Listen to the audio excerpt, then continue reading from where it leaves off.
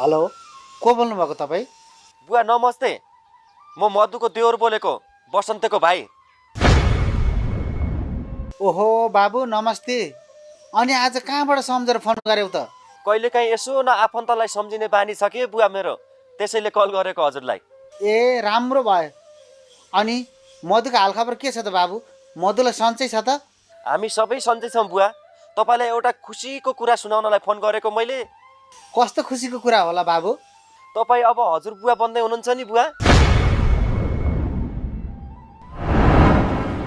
के रे, म कसरी हजुरबुवा बन्ने भयो त बाबु?